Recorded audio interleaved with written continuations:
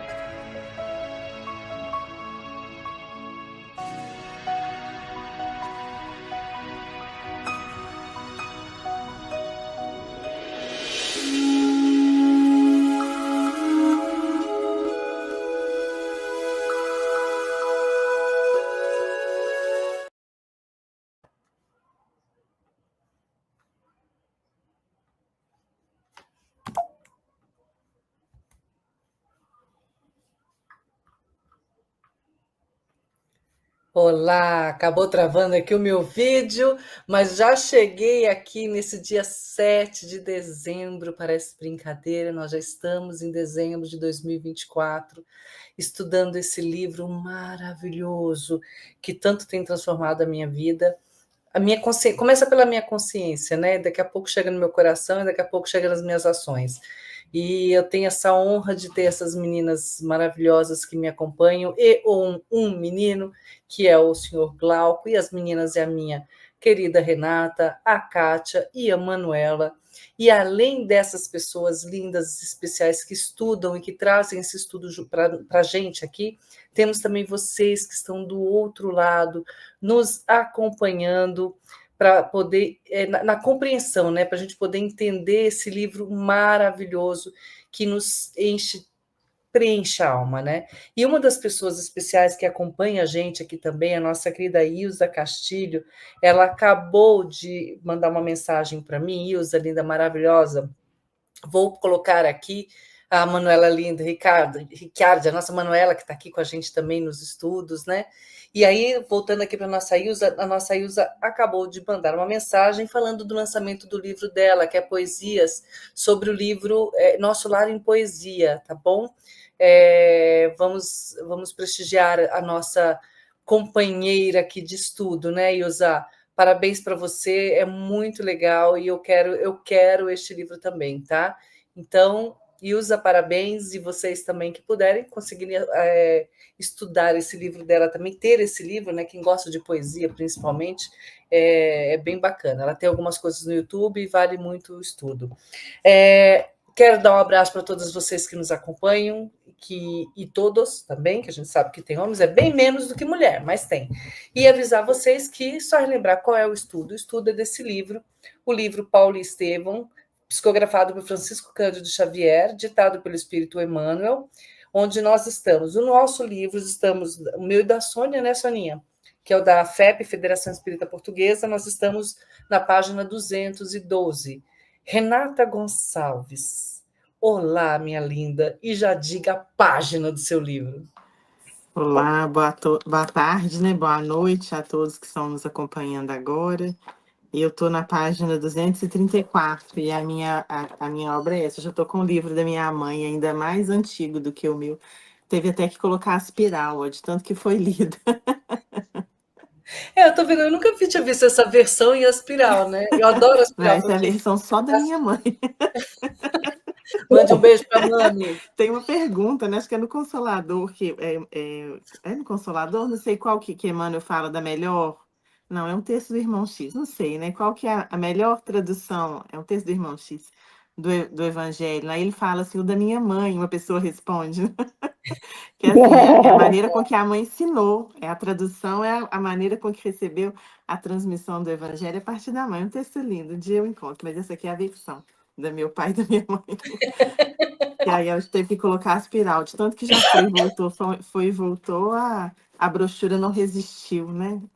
A maravilhosa leitura do livro, que é instigante, sempre nos convidando a estudar. Mas eu falo assim, às vezes a gente vê propaganda de livro, a pessoa incentivando, leia esse livro, aí quando a pessoa mostra o livro está assim, intacto, né? Parece que ele nunca foi aberto.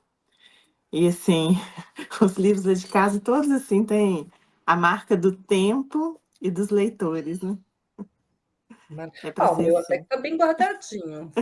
Eu cuido dele aqui, mas já tá marcando, mas tudo bem. Né? Agora dentro não dá, porque dentro tá cheio de anotação. Então, dentro é outra história, né? Mas É olha, isso Rê, mesmo. bem-vinda conosco de novo aqui na Obrigada. continuação desse estudo, tá bem? Hoje a gente tem, eu gosto muito de ouvir essas meninas quando elas vêm aqui para falar, né, Soninha, para poder explicar para a gente o que está escondido dentro das entrelinhas desse livro maravilhoso, né? É isso mesmo. Bem-vinda novamente, Renata. Bem-vinda quem está aí desse lado. Bem-vinda, Manu, como eu costumo chamar a Manuela. E minha querida Eurídice, eu hoje sou a única que estou a inverno, não é? Ainda não estamos a inverno, estamos quase. Ainda estamos no outono. Mas está frio hoje. E vocês estão aí com mais calor, com a graça de Deus, não é? Eu estava a rir-me, porquê? Porque eu estava a lembrar-me do meu evangelho, Renata. O meu primeiro evangelho, há 20 anos atrás, era um amarelo, ficou todo assim como o da tua mãezinha, todo esfarelado, de tanto usar. Mas esse que comprei uma outra versão que era cor-de-rosa. Não está diferente, está tudo marcadinho, todo com o tempo, e eu acho que isso é um bom sinal, é sinal que é usado. Eu também cuido dos meus como a Euridice faz, mas o tempo passa, né? E a gente vai vendo que o tempo vai passando. E então é muito bom nós estarmos aqui mais uma vez. Eu estou muito grata. Relembrar que os programas estão todos gravados. Nós estamos quase com 2 anos de programa. E ainda, como a Euridice diz, estamos no início da segunda parte do livro. Vamos ter assim uma longa distância, mas nós não temos pressa. Nós queremos beber, mastigar, vamos dizer assim, saborear tudo o que está nas entrelinhas, que nos pode ajudar a nós a crescer, a tornarmos cada dia melhores um pouco do que somos hoje. E é esse o nosso propósito quando viemos à Terra. É cada dia podemos ser um pouco melhores do que éramos ontem. Se nós já conseguimos chegar ao plano espiritual um pouquinho melhores do que éramos, já vencemos alguma coisa. É melhor do que ficarmos estagnados, não é? Portanto, mas já vencemos alguma coisa. Mas queria também dizer mais uma coisa. Lembrar sempre que, apesar das leituras, se nós não colocarmos em prática, de nada serve. Porque o conhecimento é bom, mas sem prática só significa que nós não aproveitamos as oportunidades que nos são dadas. Então que nós nos esforcemos mesmo para praticar uns com os outros. Muito bem-vindos e um abraço para vocês. Eu digo que se eu não estivesse lendo esse livro, acho que eu já tinha ficado louca com algumas situações que acabaram acontecendo na minha vida. Esse livro me traz um equilíbrio. Não sou santa, não, mas melhora muito o meu equilíbrio. É aquela história, né? Assim, me dá paciência que se der força eu mato, né? Então, o que ele fez? Ele me deu um livro. Vai estudar, minha filha. Aproveita aí que está a Renata na Terra, a Sônia, o Glauco, a Manuela e a Kátia e vai cuidar de tua alma. Mas brincadeira, é muito bom e agradecemos vocês estarem conosco quase 2 anos já nesse estudo maravilhoso. A gente ainda tem mais de 2 anos na continuação desse estudo e é muita gratidão mesmo, porque com a companhia de vocês, isso nos fortalece, mantém esse programa vivo e a gente saber que vocês também estão tendo aproveitamento nesse estudo e estão divulgando isso também é muito bom para a nossa alma. porque a nossa responsabilidade é que todo sábado de estarmos com vocês, trazendo esse estudo, essas pessoas, nossos convidados super especiais, que também conseguem dar um jeito na agenda, né, Renata, para estar aqui conosco, diante desse trabalho, desenvolvendo esse estudo, que é para nossa melhoria, né, porque é um estudo para nós e para vocês também. É feito com muito carinho por todos, então minha gratidão a todos é gigantesca, todos dessa telinha e vocês também que estão do outro lado nos acompanhando pelo celular ou pela internet, fazendo desse meio de comunicação um meio de comunicação divino, minha filha. É assim que vai. Então, olha, eu vou fazer nossa oração de abertura para a gente já começar, porque fico ansiosa assim para poder começar logo. Então, vamos lá para poder liberar aqui para as vozes da Renata e da nossa Sônia, tá bom? Então, neste momento, vamos pegar a nossa água, colocar do nosso lado, para que ela possa ser imantada também de muito amor, muita alegria, muita paz, muita serenidade, limpando os nossos canais, todos os meridianos nosso corpo, do nosso cérebro, para que possamos absorver dentro da nossa verdadeira essência todos os ensinamentos que aqui forem passados, que possamos realmente compreender o que for passado aqui e entendermos essa análise para a nossa vida diária, para o nosso comportamento, para os nossos medos, as nossas ansiedades, e é só assim nos transformarmos realmente em pessoas melhores, ou pelo menos termos o caminho. Para isso, agradecemos a Ti, Mestre Jesus, que nos deu esta oportunidade de estudo, esta oportunidade também de trabalho para nós e para todos aqueles que convivem conosco no nosso trabalho, no nosso lar. Que todos possamos estar conectados junto com a Tua vontade, com os Teus ensinamentos, e assim fazer com que este lindo planeta seja realmente cada dia mais azul. Que assim seja. Vamos lá, né, para esse planetinha azul. Bom, eu vou fazer o nosso resuminho bem curtinho. Nós estamos no momento em que Paulo saiu já rumo ao deserto, né? E ele foi encontrar com o irmão na verdade, ele queria encontrar com Gamaliel e acabou encontrando com o irmão de Gamaliel, que também não entendeu muito bem as mensagens, né, as ações do próprio irmão, né, do Gamaliel, quando em relação ao Evangelho, né, em relação aos estudos dos irmãos do caminho, apertei sem querer aqui, desculpa, aos irmãos do caminho, então ele acaba, mas por amor ao irmão, ele respeita o irmão e deixa o irmão livre para a sua própria vivência, né? Ele não julga o irmão, mas por amor ele acaba tratando, cuidando desse irmão com muito carinho, e esse carinho a gente vê nesse comentário, nesse bate-papo que ele tem com Saulo. E Saulo entende nesse momento os comentários do irmão, visto que ele passou quando ele foi tentar falar não no Sinédrio, alguém me ajuda, quando é menor, não é no Sinédrio, é na sinagoga. Quando foi falar na sinagoga, que ele foi repudiado pelos judeus, né, pelos não só os sacerdotes, mas por todos que lá estavam, quando Saulo comenta sobre a vida de Jesus, né, ele comprova que Jesus realmente, que o Messias, né, veio, que estava entre eles, e eles não o reconheceram, então acharam que Saulo também estava doido, ou seja, todo cristão naquela época era doido, e eu também, se for assim, sou doida, e como diz uma parte da música do nosso querido Ney Matogrosso, sou doida, porém sou feliz. Então vamos ver eu vou voltar só um parágrafo antes, tá bom, menina? Só para a gente entender, e aí eu continuo, e vocês querem falar? Só dá um toquinho no microfone, tá bom? Saulo sentia extremo mal-estar ouvindo aquelas observações, agora tão injustas e superficiais a seu ver. Compreendia a delicadeza do momento e a natureza dos recursos psicológicos a empregar, para não se comprometer agravando ainda mais a posição do mestre ilustre. Desejando imprimir novo rumo à conversa, perguntou com serenidade: e os médicos? Qual a opinião dos entendidos? No último exame a que se submeteu por insistência nossa, descobriram que o estimado doente, além de perturbado, padece de singular astenia orgânica, que lhe vai consumindo as últimas forças vitais. Eurídice, só um pouquinho, querido, né? Lembrando, né, que ele estava sendo tido por louco. né? A Euridice colocou isso muito bem. Mas porque ele tinha feito uma opção de vida pela simplicidade, pelo recolhimento, pela meditação.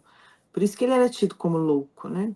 E esse sentimento que Saulo tem nesse momento é porque o irmão, né, de Gamaliel estava fazendo referência às perseguições que estavam acontecendo em Jerusalém, né? Então, assim, esse tipo de comentário era o tempo todo ali uma lembrança a Saulo do próprio passado de erros, né? Então, ele sempre escutava isso com uma tristeza, porque ele tinha sido o principal responsável, né, pelo início desse movimento tão grande de perseguição aos cristãos, infringindo um sofrimento muito grande às pessoas. É claro que a gente sabe que dentro da lei de causa e efeito, dentro das provas que são necessárias para a nossa evolução, ninguém sofre aquilo que não precisa sofrer. Que tudo tem um propósito, e muitas vezes a gente não tem olhos de ver esse propósito de Deus em relação à nossa vida, em relação à programação espiritual do planeta. Mas o escândalo, às vezes, ele é necessário, mas ai de quem movimenta esse escândalo. Então, se por um lado a gente tem pessoas ali vivendo essa perseguição como oportunidade de prova ou de expiação para os próprios erros, por detrás disso tem o algoz, que é aquele que assina o documento, que é aquele que movimenta a lei, muitas vezes, nem sempre é aquele que vai usar a arma, né, do flagelo ali diretamente, mas é quem é o mandante, a inteligência por detrás daquele movimento que vai levar essa perseguição. Por outro lado, a gente vai ver que essas perseguições ajudaram no fortalecimento do movimento também, e na própria divulgação. Então, essas pessoas que saíam de Jerusalém com medo das perseguições, elas se espalharam. E nesse movimento, elas levaram consigo o evangelho. Então, foi um processo aí de disseminar as sementes, né? A exemplo do que a gente tem aqui na região, né? Onde eu moro, né? Que é uma região de cerrado. Na verdade, eu estou assim, uma região de transição. Mas o cerrado, ele naturalmente ele pega fogo. A gente sabe que ele pega fogo. E no fogo, depois ele proporciona. Não estou a favor do fogo, no sentido do fogo criminoso, né? Mas o aquecimento do tipo de planta, elas queimam. E é esse processo de dureza pelo qual ele passa no período de seca, que é muito prolongado, é que proporciona o brotar. Ou como uma poda na árvore, né? Que você poda a árvore, para ser um exemplo mais comum a outras realidades, aquela poda que parece ser dura, que parece ser drástica, ela proporciona o fruto da próxima estação, né? Sim. Eu estava a ouvir a Renata e estava-me a lembrar de um texto que eu hoje li, da Joana de Ângeles, sobre os tempos atuais. E uma das coisas que eu achei interessante logo a primeira frase. Eu não vou ler o texto todo, porque não se coloca aqui, mas só a primeira frase. Este tórrido momento, caracterizado pela desordem e vencido pela anarquia, está previsto nos códigos divinos. Nós achamos que não está previsto nos códigos divinos, mas nós sabemos, pelo livro dos Espíritos, que a lei da destruição está prevista nos códigos divinos. Então, a lei da destruição é a poda que fala muitas vezes a Renata, né? Que vai fazendo a poda para que entre em ação a caridade, entre em ação a nossa percepção de que a vida é mais do que a terra, que há mais forças para além daquelas que nós achamos, porque chega a uma determinada altura que nós achamos que nós somos os donos do mundo. E na realidade vem uma intempérie, vem uma catástrofe natural e percebemos que não é bem assim. E começamos a pensar novamente naquilo que é necessário pensar. Porque o nosso pensamento deve ser em amar a Deus sobre todas as coisas e ao próximo como a nós mesmos. Quando nós nos desviamos, vem a consequência, que é a lei de causa e efeito. Então, os sofrimentos que nós vimos na Terra são estes. Mas como nós vimos pelo próprio Saulo, não é? Aquilo que parecia aparentemente uma coisa má para ele, as várias ações que ele foi fazendo e que resultaram em determinadas situações de destruição, deram origem a que ele, quando se encontrasse com Jesus, pudesse responder a Jesus aquilo que ele respondeu: Senhor, que queres que eu faça? Então acontece com todos nós. Na realidade é um pouco isto. Muito bem, já continuando e marcando aqui na página. Saulo fez ainda algumas observações, contristado, e depois de reconsiderar as primeiras impressões relativamente à amável hospitalidade de Ezequias, auxiliado por um pequeno servo da casa, demandou o local onde o antigo mentor o recebeu com surpresa e alegria. O ex-discípulo notou que Gamaliel, com efeito, apresentava sintomas de profundo abatimento. Foi com infinito júbilo que o apertou afetuosamente nos braços, osculando-lhe amoroso as mãos encarquilhadas e trêmulas. Seus cabelos pareciam mais brancos. A epiderme sulcada de rugas veneráveis dava impressão do alabastro, uma palidez indefinível. Pode falar, Sônia. Lembram-se que o nosso amigo Gamaliel sempre gostou de Saulo. Ele cuidou dele, era seu mestre. E ele, tal como a nossa amiga Abigail, tal como o próprio Estevão, tal como o próprio Jesus, sempre reconheceram nele a essência verdadeira dele, o self dele. Né? Nós temos os egos. Ele tinha o ego que ia para o orgulho, não é? Como nós sabemos, que é a nossa maior chaga da humanidade. Mas o amor, independentemente disso, sempre lá esteve presente. Até de tal maneira ele conhecia tão bem o próprio Saulo, que ele sabia que se fosse ter com o Saulo, ele ia acabar por soltar o Pedro e o João. Ele sabia que se lhe contasse que ele ia seguir o Cristo, que mesmo assim, apesar de saber qual era a ideia do Saulo, ele não lhe ia fazer nada. Ele tinha percepção dos sentimentos verdadeiros do Saulo. Às vezes nós é que não temos. Às vezes nós é que fazemos com que as ervas daninhas do orgulho, do egoísmo, da vaidade, da prepotência, não façam brotar aquilo que a nossa querida Renata falava, né? As sementes que estão lá e que se brotassem faziam com que a nossa vida fosse mais pacífica, tivéssemos paz de consciência e tivéssemos a verdadeira felicidade na Terra, que é essa paz de consciência. E podemos deitar ao final do dia com paz, tendo feito tudo bem ao nosso alcance possível. E eu fico às vezes a pensar sobre isto, não é? Porque muitas vezes eu própria achava que o Gamaliel era bonzinho demais, não é? Era uma das ideias que ele tinha. Mas ele também sabia quem estava do outro lado, de tal maneira que sabia que ele próprio também soube a quem poderia recorrer quando ele precisasse. Então, isto estava lá. A ligação deles de amor estava lá. Era isto que eu queria pautar. Complementar, Kátia, Renata, alguma coisa? Eu posso ir? Tá. Falaram longamente de saudades, dos sucessos de Jerusalém, dos amigos distantes. Bonito, né? Você vê aí um encontro de amigos mesmo, né? Depois dos preâmbulos afetuosos, o moço tarcense relatou ao mestre venerando as graças recolhidas às portas de Damasco.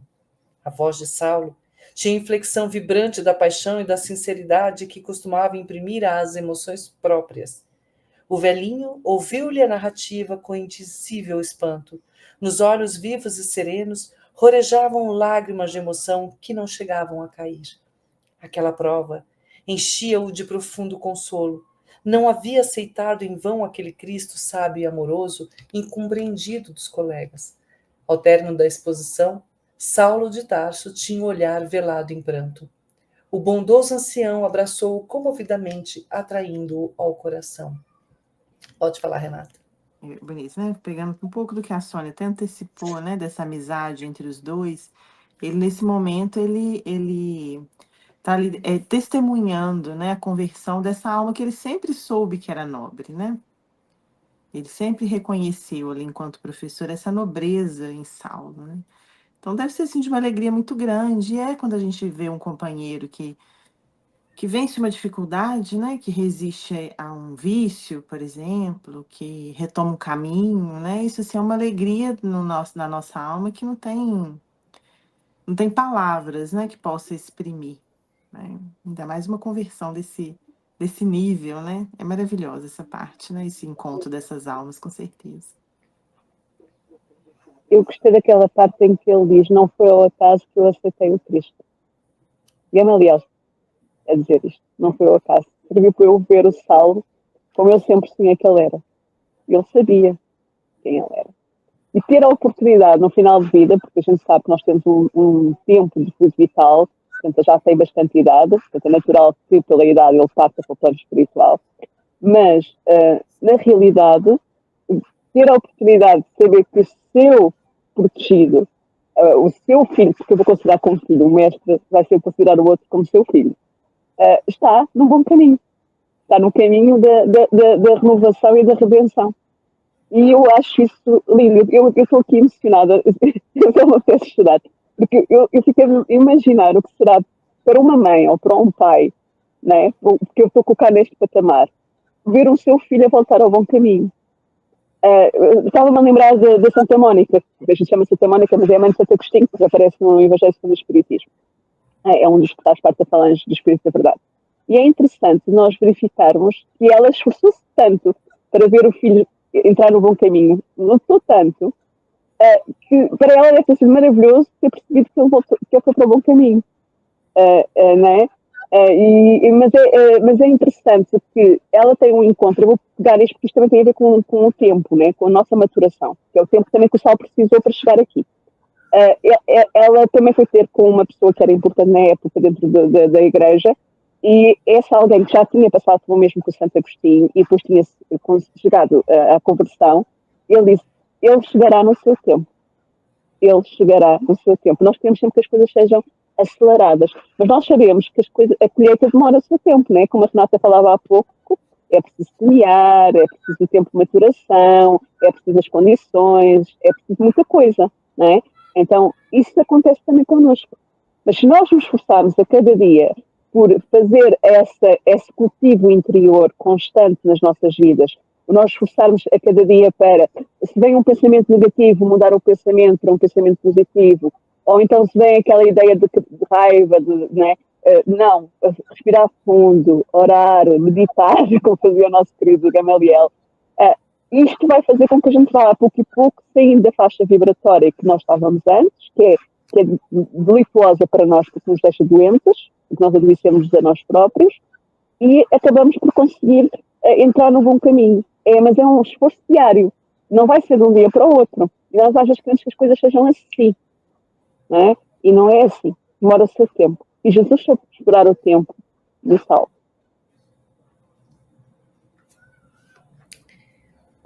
Saulo, meu filho, disse exultante, bem sabia que não me enganava a respeito do Salvador, que tão profundamente me falou a velhice exausta, por intermédio da luz espiritual do seu evangelho de redenção. Jesus dignou-se estender as mãos amorosas ao teu espírito dedicado. A visão de Damasco bastará para a consagração da tua existência inteira ao amor do Messias. É verdade que muito trabalhaste pela lei de Moisés, sem hesitar na adoção de medidas extremas na sua defesa. Entretanto, é chegado o momento de trabalhares por quem é maior que Moisés. Sinto-me, porém, grandemente desorientado e confundido, murmurou o jovem de Tarso, cheio de confiança. Desde a ocorrência, noto que estou sendo objeto de singulares e radicais transformações. Obediente ao meu feitio, absolutamente sincero, quis começar meu esforço pelo Cristo em Damasco, e, no entanto, recebi dos nossos amigos dali as maiores manifestações de desprezo e ridículo, que muito me fizeram sofrer. Repentinamente, vi-me sem companheiros, sem ninguém. Alguns componentes da reunião do caminho consolaram minha alma abatida com as suas expressões de fraternidade, mas não foram bastantes para ressarcir as amargas desilusões experimentadas. O próprio Sadoc, que na infância foi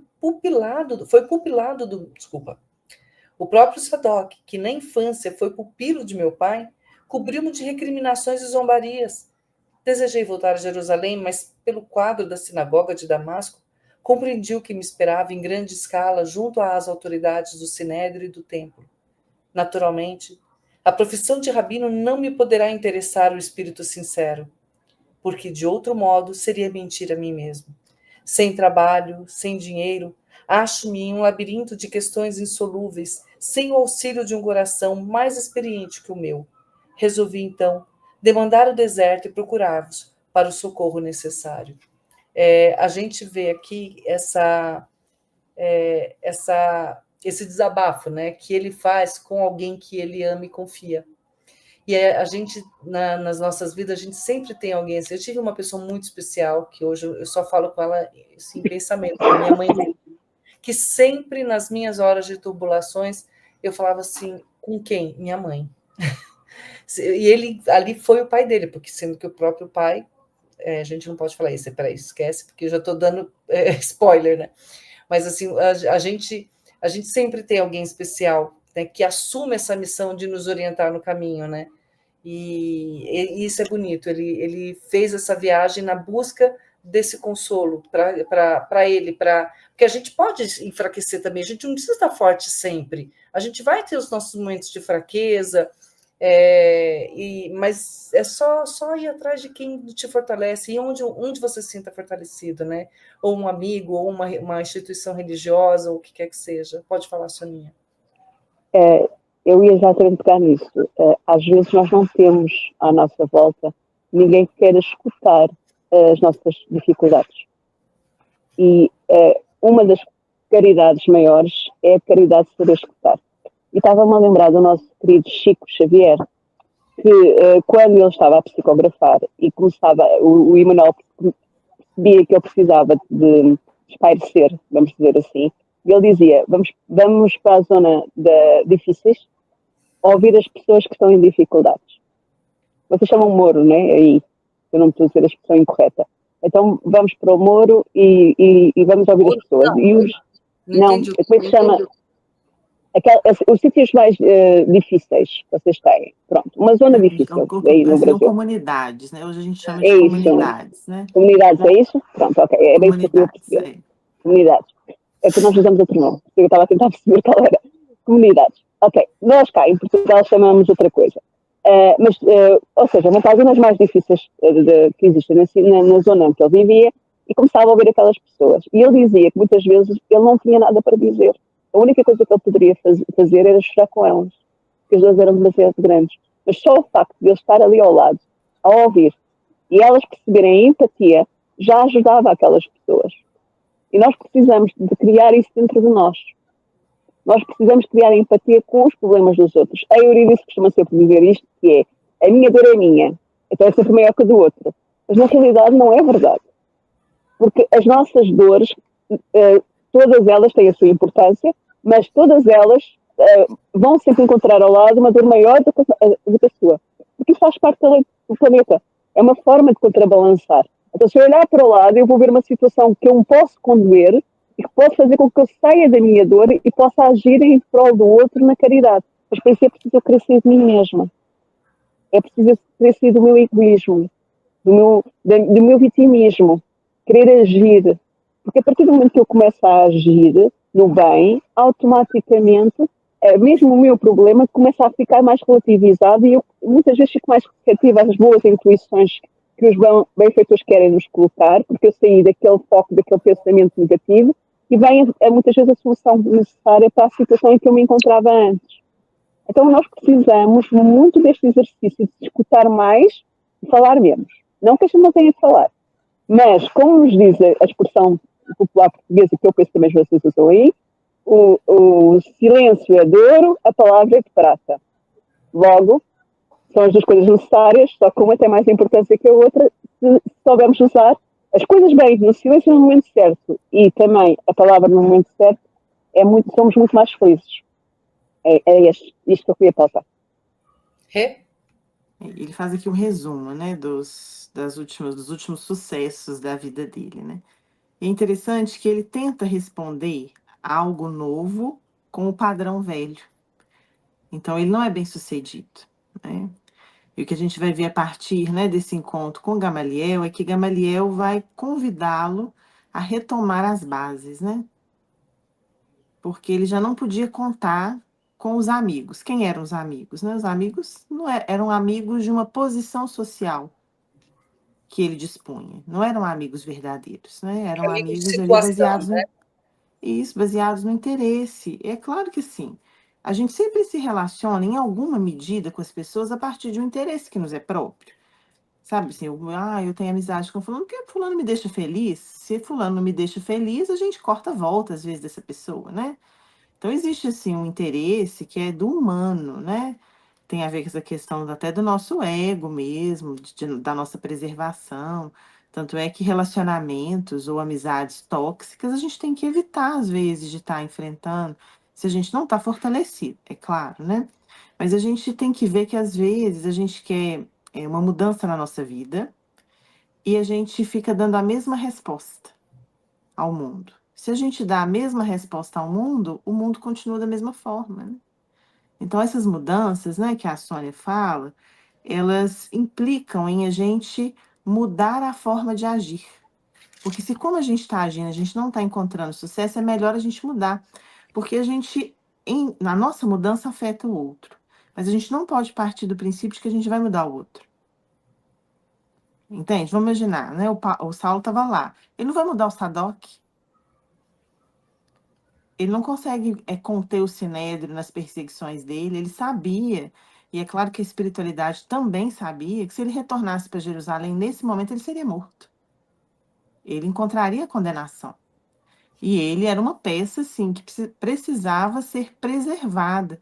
Da mesma forma que a gente vai ver adiante, ele cuidar de João, que era o mais jovem, que também tinha um papel à frente no cristianismo primitivo, né? Então ele precisava ser cuidado, ser protegido, ser recolhido, às vezes até da impulsividade dele mesmo, que poderia colocar assim, em risco a conversão dele, que ainda estava frágil, né? Como uma planta, né? Que acabou de nascer, e você vai ter cuidado com a quantidade especial, um cuidado especial com a quantidade de água, com a quantidade de sol que você coloca ali naquela planta, para que ela possa resistir mais bravamente às intempéries da vida, às circunstâncias, enfim, né?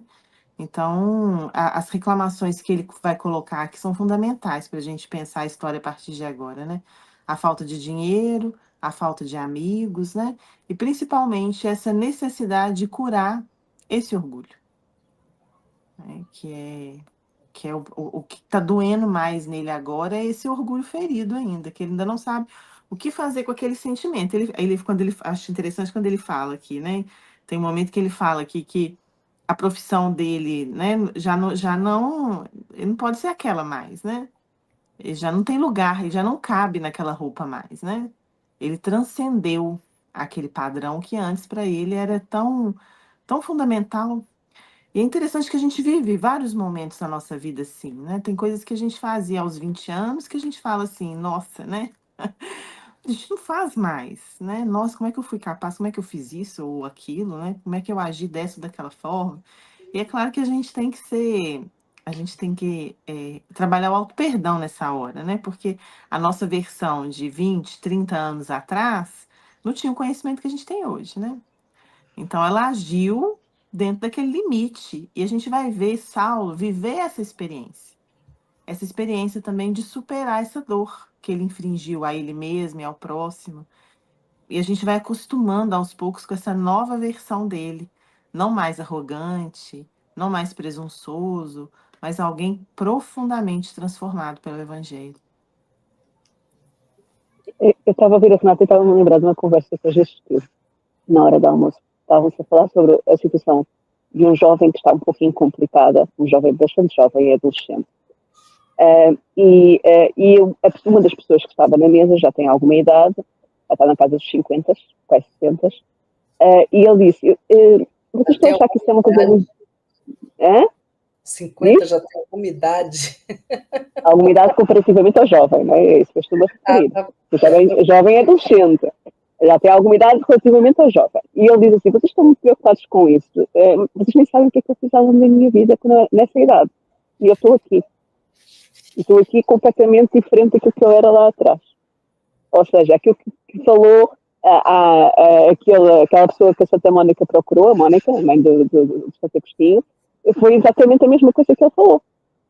Estavam todos muito estressados, muito preocupados, e ele disse, calma, o tempo dele vai existir, nós temos que fazer a nossa parte, temos que dizer o que é correto. Ele pode ou não aceitar, mas se a gente faça a nossa parte, dizer o que é correto, chamar a atenção, tentar trazer para o bom caminho, mas depois o livre-arbítrio é dele. Dentro desse livre-arbítrio dele, ele traz consequências que vão, como a Renata bem lembrou, mais cedo ou mais tarde, trazer ao bom caminho. Portanto, Às vezes nós estamos a ir por caminhos instrumentuosos. Nós queremos evitar que as pessoas vão por esses caminhos e temos que fazer esse esforço e temos que fazer a nossa parte. Mas como a Renata muito bem disse, a gente não pode mudar o outro, nem podemos obrigar o outro a seguir um determinado caminho. A gente pode fazer a nossa parte. Portanto, eu achei interessante ele dizer isto, calma. A gente não sabe qual vai ser as decisões que ele vai tomar ainda. Tem o seu tempo. E às vezes a gente temos que pensar um pouquinho sobre isso. E concluindo a rogativa com os olhos súplices, revelando ansiedades tormentosas que lhe povoavam a alma, exclamou: Mestre amado, sempre enxergastes as soluções do bem, nas quais minha imperfeição não devassava, senão sombras amargurosas. Amparai meu coração mergulhado em dolorosos pesadelos. Preciso servir àquele que se dignou arrancar-me das trevas do mal. Não posso dispensar vosso auxílio nesse transe difícil de minha vida. Essas palavras eram ditas com inflexão profundamente comovedora. Olhos firmes, embora iluminados de intensa ternura, o generoso velhinho acariciou-lhe as mãos e começou a falar comovidamente. Pode falar, Renata.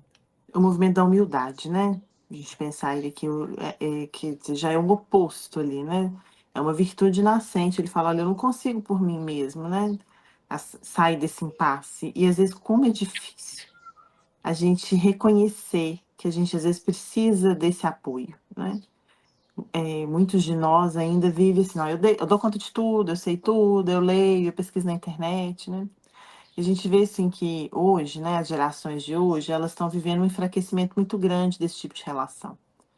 Não é assim, a gente vê os jovens muito perdidos e essa desorientação se dá justamente por esse empobrecimento da transmissão que antes era tão preciosa de uma geração para outra, né? A gente estava vindo para Brumadinho agora de manhã, né? E na estrada assim estavam vendendo pacotes de amendoim na casca, né? Que você debulha a casca e eu comentava com o Glauco isso, né? Falei, nossa, eu fiz tanto isso na minha infância, eu nem gostava tanto do amendoim cru, né? Mas, assim, era um prazer estar com o meu pai, com a minha mãe, debulhando amendoim. Tinha até uma musiquinha, né, popular das festas de São João aqui, que tinha a ver com esse processo, né? Mas nesse momento ali que tinha essa partilha de convivência com as gerações, a gente aprendia algo com os mais velhos. E as experiências atuais, elas são experiências que fortalecem um individualismo muito grande. Então, quando a gente às vezes tem uma dúvida, a gente não pergunta o pai, a mãe, ou a gente quer uma receita, a gente não pede mais, olha, você sabe fazer isso para outra pessoa? A gente pergunta para IA, né? A gente pergunta para o computador, né? Então, isso assim, leva um enfraquecimento disso que é tão precioso, que é da relação com o outro. É verdade. Eu quando saí de casa, eu não, já existia internet, ok, mas não usávamos tanto como hoje em dia. E sempre que eu fui da geração que estudou computadores, portanto, não posso. Eu estudei logo nos anos 90, que é a minha área de formação. E eu achei interessante que a primeira coisa que eu fazia era ficar no telefone e dizer à minha mãe: como é que se faz isto, este prato de comida, o que é que se faz, não sei o quê. E hoje em dia já não faço isso. Hoje em dia vou à internet e vejo lá os pseudo-chefes, vou dizer assim, que alguns são chefes, outros não, mas que não deixam de ser chefes das suas comidas em casa, portanto.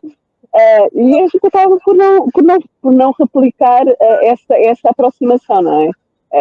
Isso de facto faz pensar, Renata, porque a nossa geração, falo da minha e da Renata, porque é mais ou menos a nossa, também da Euridice não está muito longe, as nossas gerações ainda tiveram um conviver sem a internet estar tão espalhada, vamos dizer assim. Mas, na realidade, hoje em dia não é assim mesmo. E os próprios jovens não se relacionam entre si muitas vezes. Eu já cheguei a ver jovens, e isto é verídico, jovens estarem com a geração a seguir à minha, portanto não é a mais recente, é uma geração a seguir à minha, portanto é a geração dos anos 90 que era adolescente nos anos 2000 e pouco. E estarem todos juntos, com o telemóvel na mão, a falarem entre si, mas estarem a falar um com o outro.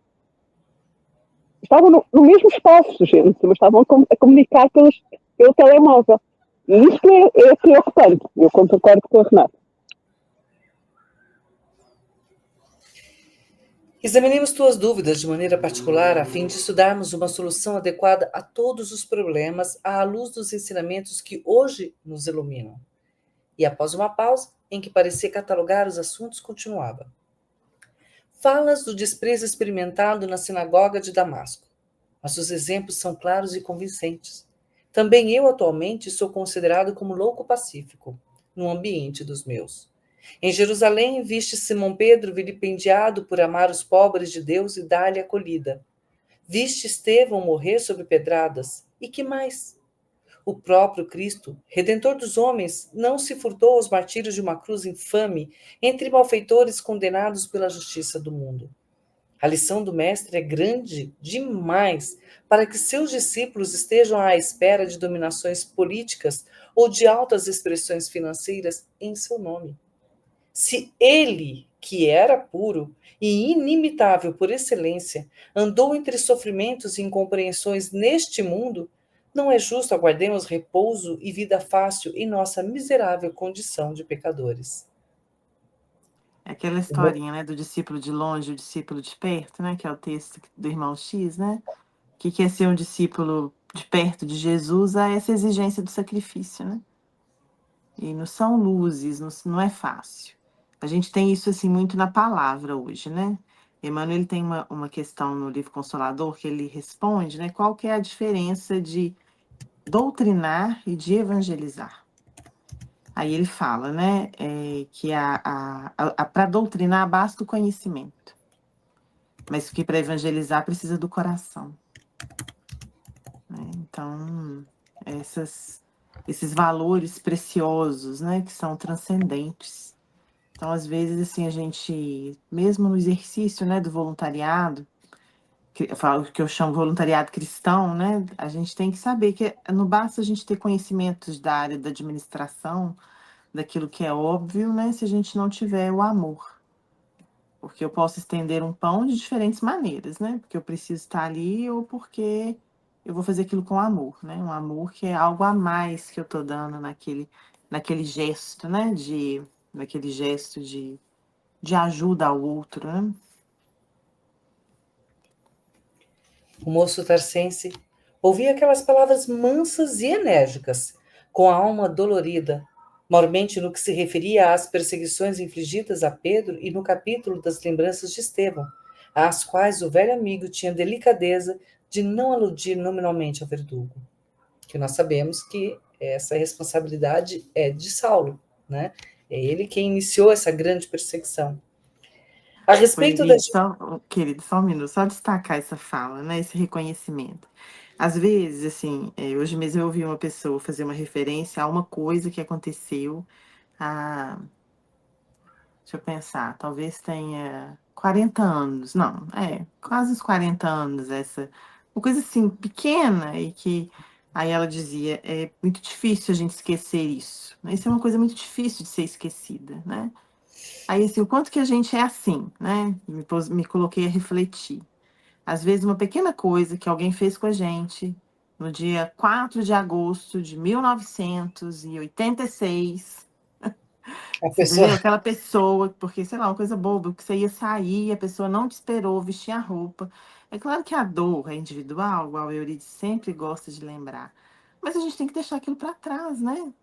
Assim, nós, nós neuróticos, né? A gente vive de retrovisor. A gente só dirige olhando só pelo retrovisor. E dá ruim, né? Como dizem os jovens. A gente não pode dirigir só olhando pro retrovisor. O retrovisor é assim, né? Você bate o olho nele para frente. Bate o olho nele rapidamente, apenas para você se orientar se você pode virar à direita ou à esquerda, sei lá qual é a mão que você está usando, com segurança. É só para isso que a gente tem que olhar para trás. É claro que esse processo de não conseguir olhar o tempo todo para o retrovisor, para muitas pessoas é mais difícil do que para outras, né? Mas esse exemplo aqui é maravilhoso, né? Porque o Gamaliel falou com ele assim, olha, porque se você não tivesse movimentado, assinado esse papel, a coisa estava melhor. Não. E como que a gente faz isso, né? Porque se você não tivesse ligado para ela, se você não tivesse dito isso, agora a gente estava em outra situação, Eu né? te falei! Te falei. Que frase horrível para você falar para alguém que está passando por uma dificuldade. Eu te falei!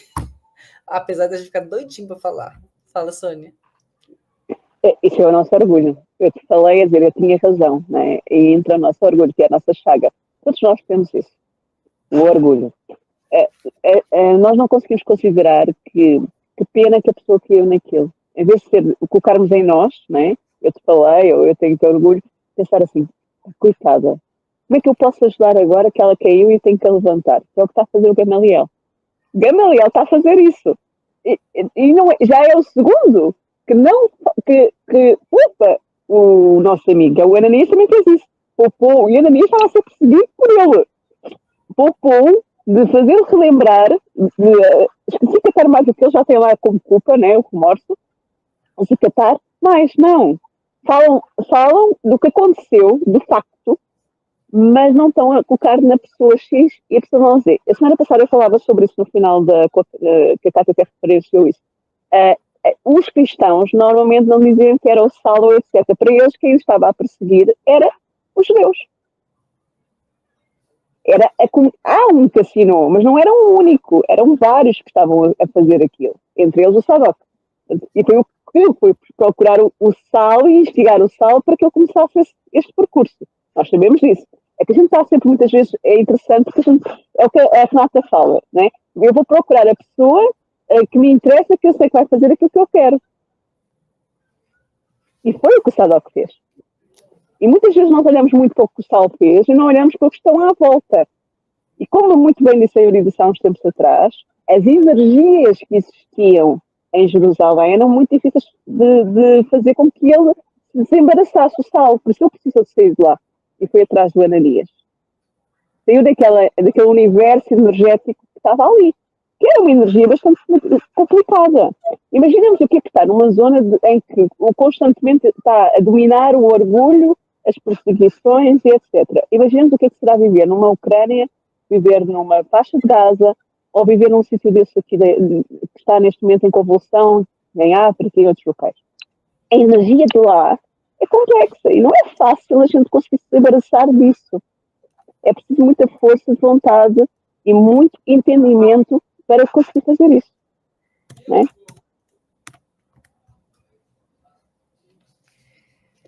Vamos lá. Examinemos tuas dúvidas, de maneira particular, a estudarmos uma solução adequada. Não, desculpa, já falei, né? Eu estava pesquisando aqui. A respeito das dificuldades que dizes experimentar depois do sucesso de Damasco, prosseguia Gamaliel serenamente. Nada mais justo e natural aos meus olhos experimentados nos problemas do mundo. Nossos avós, antes de receber o maná do céu, atravessaram tempos sombrios de miséria, escravidão e sofrimento. Sem as angústias do deserto, Moisés jamais encontraria na rocha estéril a fonte de água viva.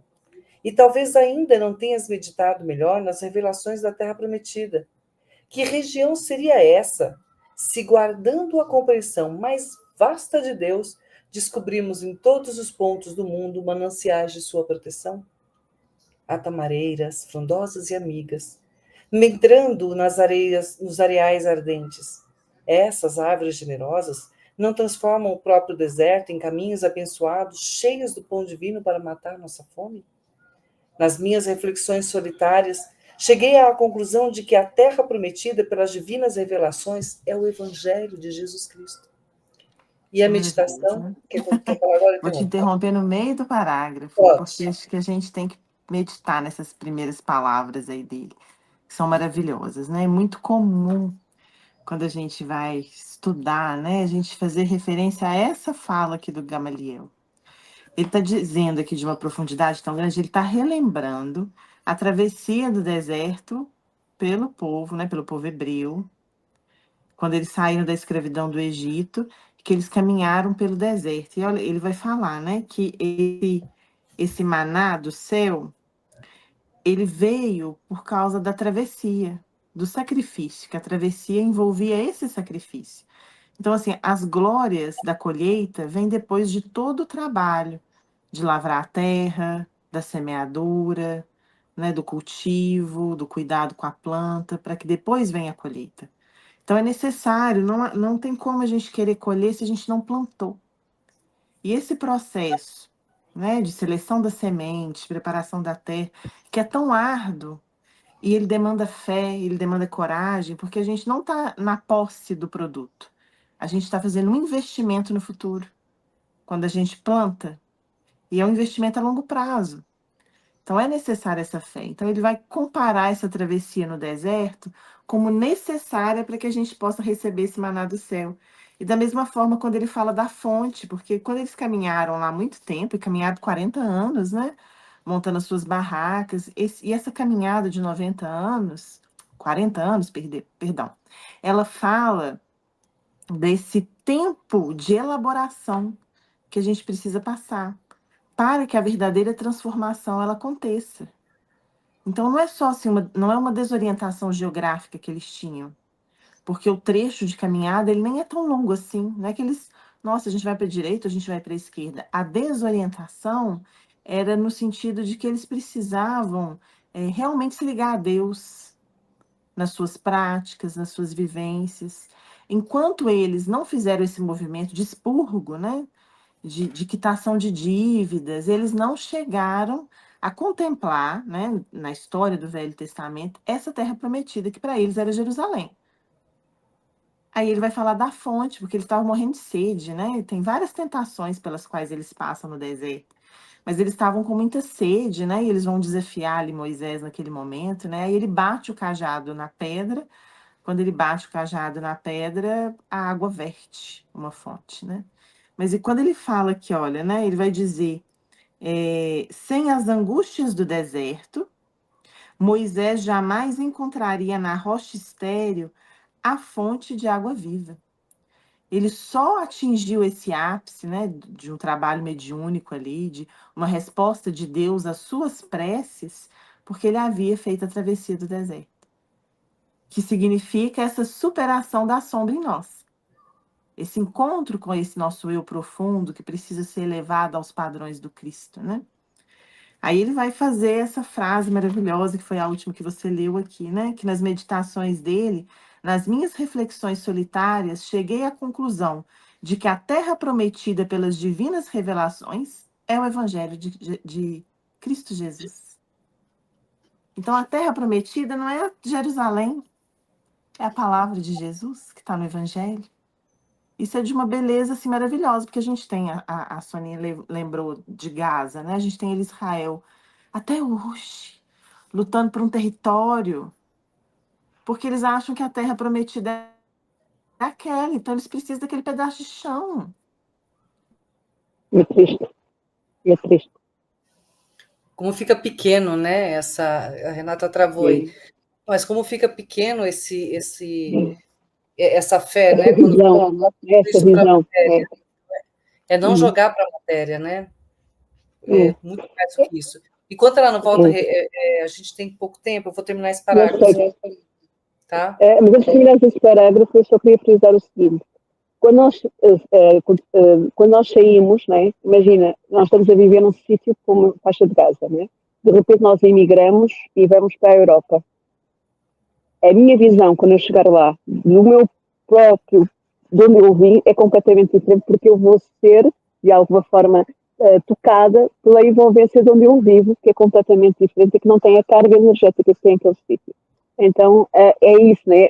Nós precisamos ampliar a visão. Não, sair da matéria é ampliar a nossa visão para o espiritual. Acho que é um pouquinho o que a Renata queria dizer. A gente não vai conseguir terminar o parágrafo, a Renata não votou ainda. Muito grande. Eu vou ler, mas a Renata não votou ainda. Eu vou dando nossos recados, tá? Que a Renata já votou. Mas eu vou deixar esse parágrafo, a gente não vai conseguir acabar. Eu vou deixar, então, Renata... Oi, caiu, amor.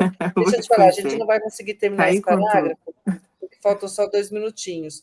Eu vou deixar para quem? Para quem? Para o nosso Glauco Gonçalves, o esposo da Renata Gonçalves. Aí ele retoma essa reflexão a partir desse momento, porque esse parágrafo é muito lindo. E tem que ser mesmo, mesmo cada parte do parágrafo tem coisas para ser falado, sim. Isso. Sim. E agradecemos a todos vocês que estiveram conosco, né? A nossa querida Manuela, que está aqui, a Roseni, que também está conosco, o Tos Tavares, a nossa voz do além, né? E todos vocês outros anônimos que estão assistindo esse programa, agora no presente e no futuro.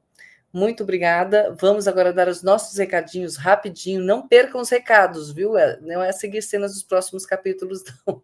Mas é para vocês poderem acompanhar as mensagens existentes, os programas de continuação desse estudo, né? Nós temos aqui, que eu falei, na próxima semana, no sábado que vem, né? Vai estar o nosso Glauco Gonçalves, no dia 14 de dezembro, Brasil, 16 horas, Portugal, 19 horas. Dando continuidade no tema O Tecelão, do capítulo 2, vai ser a terceira leitura deste capítulo. Temos também, nesta terça-feira, temos o estudo das epístolas, uma visão espírita, estamos falando das epístolas aos Colossenses, muito interessante essa epístola também, todas, né? São as cartas de Paulo de Tarso às comunidades cristãs. Paulo de Tarso aqui, junto com a gente, tanto na leitura deste livro, como também nas epístolas. E vamos ter também, nessa quarta-feira, o Evangelho por Emmanuel, né? Vamos estar estudando o livro Religião dos Espíritos, na Terra do Além, vai ser o nosso tema, tá bom? Quarta-feira, 18 horas e 5 minutos, Brasil, 21 horas e 5 minutos, Portugal. Tá bem? Ou seja, a gente vai estar com vocês aqui repetindo pra caramba. Então, é uma delícia estudando. Eu fico doida quando eu vejo que está acabando, eu não continuo, quando se continua a leitura, mas nós temos ainda mais 2 anos e um pouquinho para continuar esse livro. É bom que a cada página que a gente lê, a gente consegue, menos informação para a gente conseguir assimilar mesmo o que foi estudado. Analisa depois o que foi dito aqui, analisa tudo, e tenta, aos poucos, colocar em prática mentalmente, depois no seu coração e depois nas suas mãos, ou seja, nas ações, né? Meninas, delícia estar com vocês. Manu, obrigada. Te aguardamos aqui 2 semanas. Soninha, meu amor, suas palavras, considerações finais. Vou deixar aqui para a Renata por último. Porque os últimos serão então, sempre. Muito obrigada, Renata, mais uma vez. Muito obrigada a quem está desse lado. Muito obrigada, querida Eurídice. Muito obrigada, Paulo de Tarso, Saulo. Muito obrigada a todas as personagens que fizeram parte da vida do Saulo e que nos permitem crescer. Muito obrigada ao nosso querido Emanuel e muito obrigada a todos aqueles que trabalham no silêncio das nossas vidas, é que muitas vezes nem sequer sabemos os nomes, que são os nossos benfeitores, e principalmente, muito obrigada aos nossos anjos da guarda que cuidam de nós desde a origem, né? Desde que nós pensámos em reencarnar. Então, muito obrigada e muito grata à oportunidade de estar aqui. Renata, minha linda, bom te ver. Tem só agradecer, né? Tá assim uma onda de todo mundo falando na internet, né? Por que eu fui feliz esse ano, né? E eu fui feliz de estar aqui com vocês. Essa é a minha última participação do ano, estaremos juntas, né? Vai estar lá na cartinha de Natal, que estejamos juntas em 2025. Cartinhas de agradecimento. É uma boa ideia até no Natal fazer, né? Faça sua cartinha de agradecimento no Natal e coloque na árvore. Sim, vamos ver quem tem a coisa para agradecer, vamos ver que tamanho, como é que vai ficar cheia a sua árvore, né? Que beleza. Ai, Renata, que linda. Eu não sabia que dava essa onda, não. Gostei. Então, mas todo mundo grava isso. Por que eu não fui muito feliz esse ano, né, pessoal? Porque eu fiz isso, porque eu fiz aquilo. Como eu posso ser triste esse ano se eu fiz isso? Se eu encontrei com essa pessoa, né? Então, a gente só tem a agradecer. Vamos alimentar a alegria, né? Isso mesmo, isso mesmo. Então, gratidão enorme, né, por esse convite, por essa confiança em a gente estar aqui partilhando, né, esse trabalho maravilhoso, e estaremos juntas, com certeza, em 2025. Obrigada a todas. Que assim seja. E vocês também, olha, muito obrigada por estarem conosco, mais esse estudo, muito obrigada mesmo de coração. A semana que vem a gente vai estar junto, continuando isso tudo, essa história maravilhosa. E divulgue esse trabalho. Se você acha que ele merece, que ele vale, que vai fazer bem para alguém, divulga também, tá bem? Esse estudo precisa, curta as mensagens, comente nas mensagens, quanto mais a gente trabalhar esses, como dizem, os algoritmos da internet, vão falar, isso aqui é importante, então deixa eu lançar aqui primeiro. E aí pode ser que algum coraçãozinho esteja precisando de uma mensagem, e essa mensagem vai chegar até essa pessoa. E eu espero muito, muito mesmo, que possa lhe fazer um efeito muito positivo, assim como tem feito, com certeza, em cada uma de nós. Muito obrigada a todos vocês. Vamos fazer a oração de encerramento e pedimos que esteja conosco conectados agora, para que possamos fazer com que a sua casa, assim como a minha, esteja iluminada e que o seu coração esteja tão iluminado, tão iluminado que vá para seus amigos, seus familiares, seus vizinhos, alcance um monte de gente. E aí a gente vai colorir um pouquinho mais o nosso planetinha. Mestre Jesus, obrigada por este momento de estudo em que pudemos falar sobre os teus ensinamentos, sobre a tua vivência aqui no plano terrestre. Agradecemos a Deus, nosso Pai Criador, que nos dá sempre oportunidades de crescermos, de aprendermos, de sermos melhores de nós mesmos e seguirmos cada dia rumo aos mundos felizes. Obrigada, nosso Pai grande Criador, por esse planeta azul que nos ampara, que nos recebe para as nossas experiências de vida. Que nessa encarnação nos dá a oportunidade de conviver com pessoas tão maravilhosas, de termos tanto a agradecer, porque cada dia que passa, aprendemos a fazer de nossas vidas que ela tenha muito mais sentido, muito mais valor para ti, Mestre, nosso Pai Criador, e a ti pelos ensinamentos do nosso Cristo Jesus.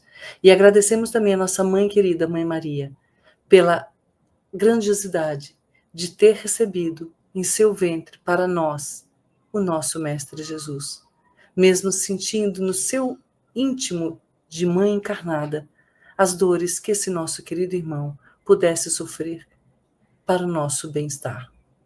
Que aprendamos, cada um de nós, a não esperar que o outro sofra para que sejamos felizes, mas que nós sejamos exatamente o motivo da felicidade de todos que estão ao nosso redor.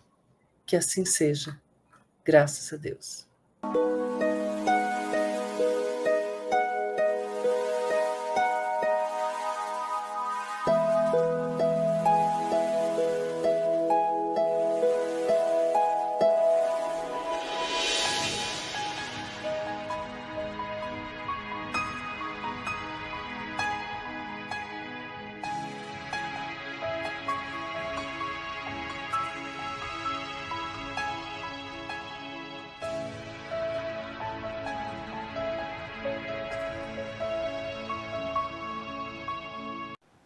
Chegamos ao final da nossa atividade. Muitíssimo obrigado mesmo pela sua companhia e espero você no próximo evento.